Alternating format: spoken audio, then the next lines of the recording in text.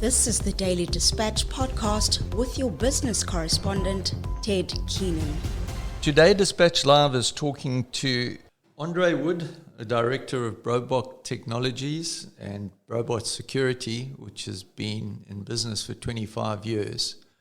Andre, we have seen a lot of changes in your industry, but before we get on to the technology side, perhaps we can talk about the problems with load shedding right now and the problems with specifically batteries. Batteries don't last forever. What is your solution to this, and what are you advising your clients? Yeah, hi there, Ted. Yeah, from load shedding and the challenges, especially around security, it's become a huge concern over the recent years, and it's been exacerbated of late with just the time frames of different types of load shedding which are happening. So your typical battery backup solution, which used to be in play 10, 12 years back, is really not sufficient anymore. We know that batteries are very fickle by nature, and the average household or business which would have a battery backup was for the occasional outage when it would happen, but that's no longer. Right now we know day in, day out, you're in for some load shedding, could be 2 hours, could be 4 hours, and quite simply the battery backup solutions are not sufficient anymore.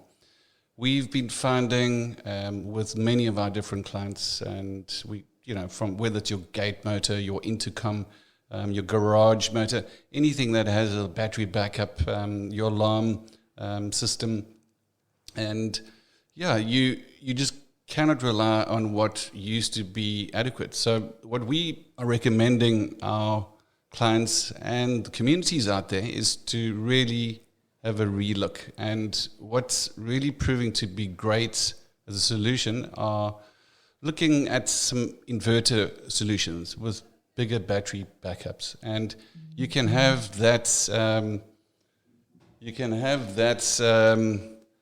solution tailored to the requirements of your household or your business place.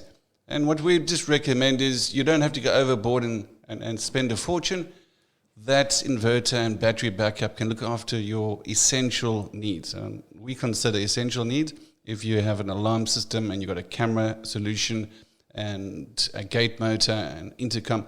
Those are key, and it is possible, and it doesn't have to cost an arm and a leg, and that's where we're at present. So we are recommending to all businesses and the community out there is to just relook, because there are challenges. Your battery goes down.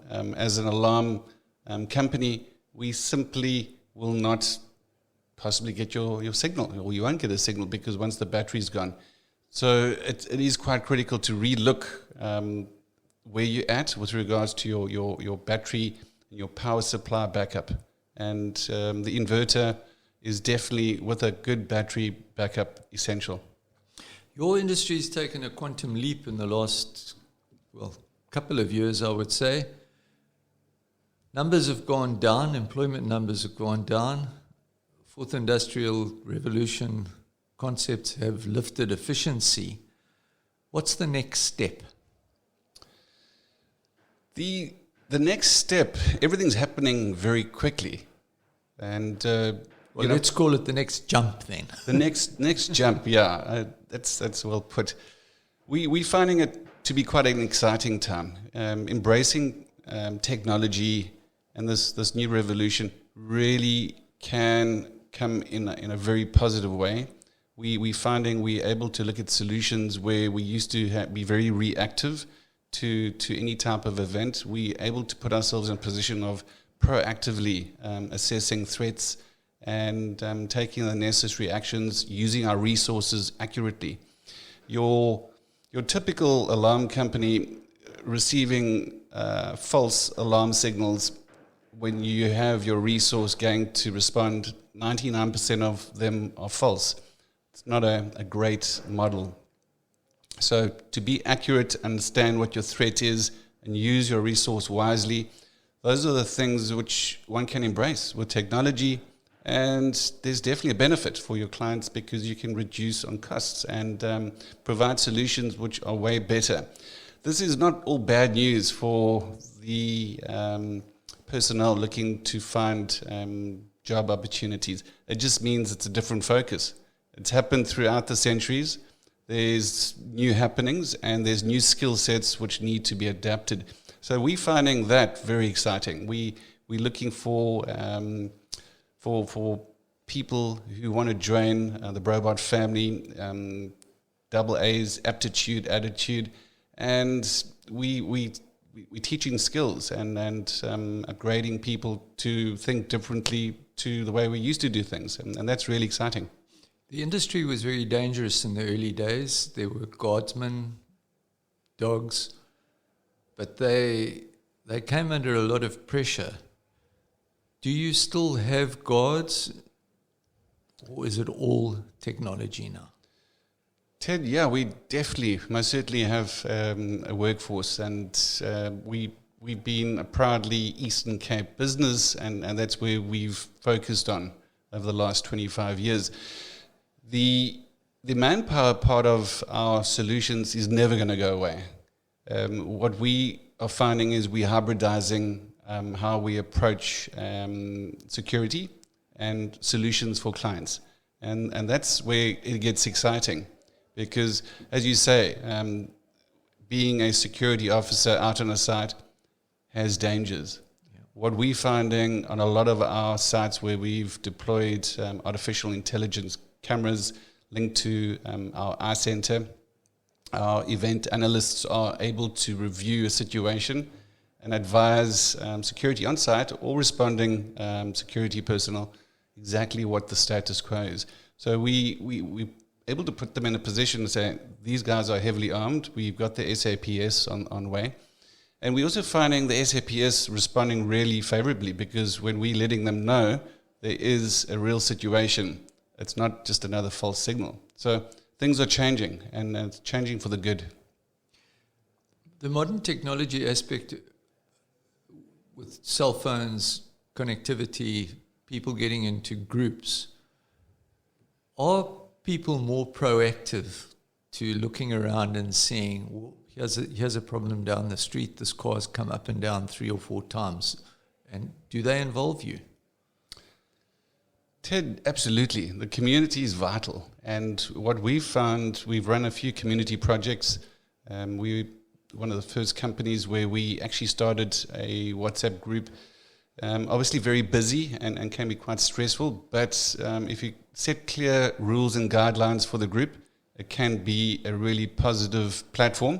And we've had these WhatsApp groups connected to our 24-hour control rooms, and when we have community members seeing anything suspicious or of concern, we've got proactive patrols, not our reaction teams, but patrolling members who can respond.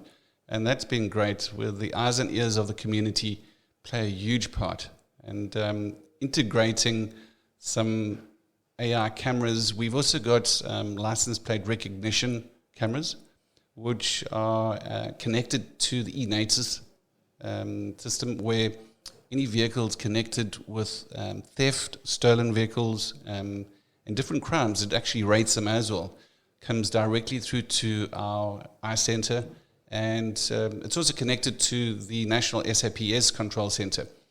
It's just very good with us monitoring. We are able to get hold of the local police station connected with that area, and we even had 2 weeks back, we actually had a positive arrest with the vehicle entering an area which we were able to identify. So there's just a lot of pros happening with regards to just being aware of if there are crime syndicates moving to areas, that we're able to pick up on them proactively with the use of technology.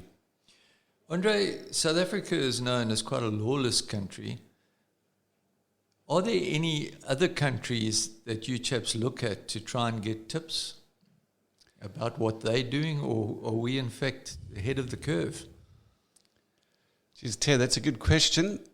I would feel we most certainly ahead of the curve. And, when we're looking at the different types of platforms which are available, I feel our setup in South Africa allows us to be extremely robust with the approach and making sure, if you look at environmental conditions and weather conditions and where we need to and look after assets and people, they're huge challenges which have pushed us to greater heights with regards to looking for solutions. So I haven't really been able to focus on any other countries specifically, but I must say with regards to what we understand, South Africa is really pushing hard, and the private security is pushing hard to ensure that we can get some safety and security working hand in glove with the SAPS, and that's been really great partnership over the years. Which countries do you source state-of-the-art equipment from? So we got different technology partners, and we could have up to 12 different ones, but a lot of them do come out of China, and especially on the technology and camera side. But depending on what type of solution and what we're looking at, that could also change from to European as well. So there's and from the Americas, and there's. I think the world is a global village now, and we just very careful of what we're going to use from a stability and accuracy point of view. But we're very proud that our platforms we make use of are from South Africa, and they're actually doing phenomenally well overseas. So to your earlier question, if we're pushing new grounds all around the world with the offerings we're able to come up with. When I say we, our partners, and it's great to see that. From a cost perspective, if a property owner with, say, a three-bedroom house, garage, etc., fully fenced, with a automatic gate, what sort of price is she looking at to get fully what you might term compliant with the latest? Ted, what we're finding is obviously new homes which are getting built, and there's a lot of cluster homes and townhouses getting built, so you have little 2-3 bedroom units. So you've got different type scenarios where it's a gated complex, and there's certain different types of approaches, but what we're finding nowadays, you can get for a little 3-bedroom house and 2 door contacts. What we're recommending very highly as well is a wireless contact for your gate. We're finding most break-ins, what's happening at the moment, they jimmy the gate or pull it off its railing and simply go in, and that's how a lot of the actual incidents are taking place. But for a solution to get up and running with the basics, you'd be looking at around about, anything between 5 to possibly 7,000 rand, and it could even be less. We in some of the complexes, maybe they only want just a panic remote because there's sufficient security with regard to perimeter coverage and so forth. So each client's needs are a little bit different, but they can be tailored.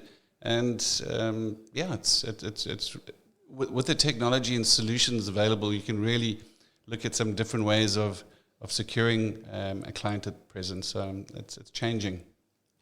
From the employment aspect, you have nearly 1,000 employees, dropped substantially with the rise in technology. What do you look for in a person who wants to get into your company? Are there any specific education requirements that you need? Ted, it's, as I said, the IT of things, the IoT of things, and the young folk who are coming through the ranks are able to embrace technology way better than you or myself. And it's really exciting. So in a good, I wouldn't say the old days, but not so long ago, you would have a typical type of technician who would maybe come through a technical background. And that would be the person you'd be looking for.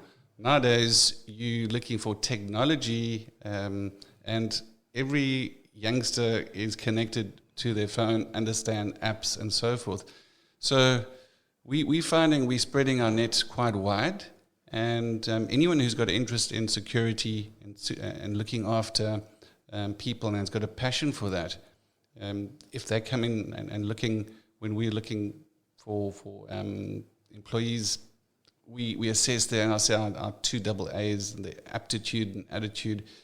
We'll decide where you fit in the business, and it's got to be a passion area for you. If we find your passion area, then it's a really big tick and helps everyone in terms of where we're going as a business.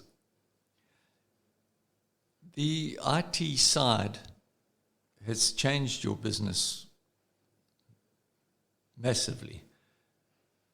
When did you decide that you had to change focus? Was there a moment? Was there perhaps a board meeting? How did it happen? Ted, 27, it was 17 years back. Actually recall, we were having a board meeting and we had to decide what drives our business, what's our driving force.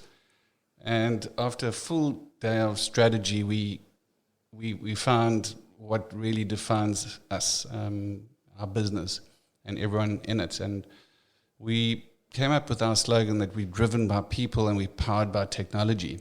And that was 17 years back. And we decided there and then to register a separate company called Broubart Technologies.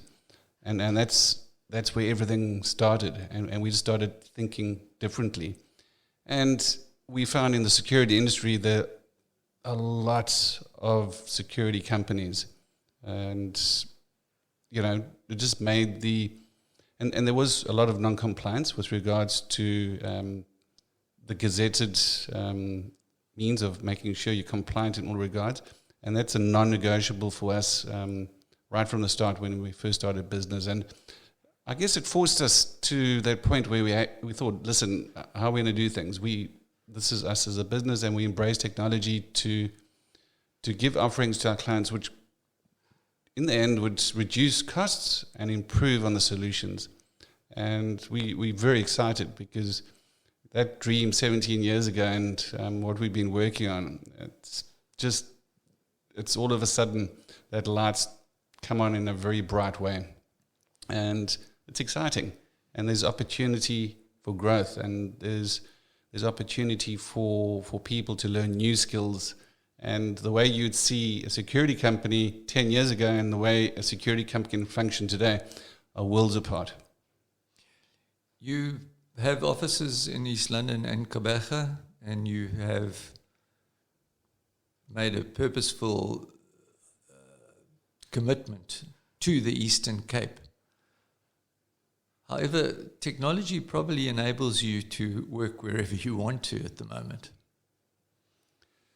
Ted, most definitely. The technology side of things, as I said, our commitment was always to the Eastern Cape, and I must say we quite love the Eastern Cape and the lifestyle, and being in Joburg possibly most of the time and maybe flying back didn't really appeal. So, but with technology now, we're doing solutions for clients right around South Africa. We can do that, and we're able to do so.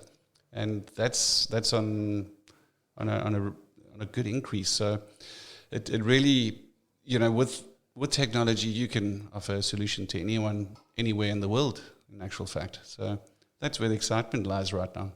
Did load shedding hit your business in a big way when you coupled that with COVID? Definitely did. We found a lot of our clients and